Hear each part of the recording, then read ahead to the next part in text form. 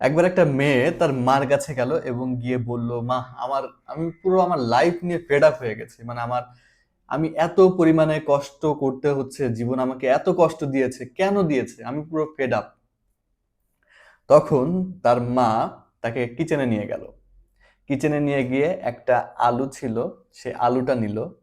তারপরে হচ্ছে একটা ডিম ছিল, ডিমটা নিল। আর একটু কফি ছিল, কফিটা নিল। নিয়ে একটা টকবগে পানির মধ্যে তিনটাকেই ছেড়ে দিল। কিছুক্ষণ অপেক্ষা করলো। অপেক্ষা করার পরে গ্যাসটাকে বন্ধ করলো এবং তার মেয়েকে বলল, দেখো এখানে কি কি ঘটনা ঘটেছে। আমি আলু দিলাম, আমি ডিম দিলাম, আর আমি কফি দিলাম। আলুর দিকে তাকাও। আলুটা কিন্তু আগে শক্ত ছিল, এখন সেটা একদমই নরম হয়ে গেছে।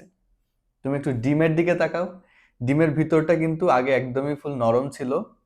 এই যে গরম পানিতে রাখার কারণে এখন কিন্তু এটা ফুল শক্ত হয়ে গেছে। এবার তুমি যদি একটুখানি এই যে চায়ের কফি দেখতেছো, এর দিকে তাকাও, এ কি করেছে। সে কিন্তু নিজে বদলায়নি, বরঞ্চ এই দেখো এই পুরো পানিটা আছে, এই পুরো পানিটাকে বদলে দিয়েছে। এবং এর যে সুগন্ধ আছে সেটা কিন্তু পুরো পানিতেই ছড়িয়ে দিয়েছে।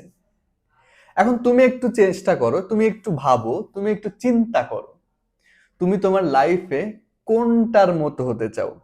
তুমি কি সেই লোকটা হতে চাও যে হলেও আগে শক্ত ছিল কিন্তু বিপদে থাকার কারণে সে পুরো ভেঙে গেছে, নাকি তুমি এমন মানুষ হতে চাও যে হচ্ছে আগে খুবই নরম ছিল কিন্তু এই ধরনের সিচুয়েশনে আসার কারণে সে পুরো শক্ত হয়ে গেছে, নাকি তুমি এমন মানুষ হতে চাও যে বিপদে কখনো দিশেহারা হয় না কিন্তু সে তার আশেপাশের পরিবেশকেই তার নিজের পার্সোনালিটি দ্বারা একেবারে পুরো পরিবেশটাকে চেঞ্জ করে দেয় এবং পুরো পরিবেশটাকে নিজের কন্ট্রোলে নিয়ে আসে।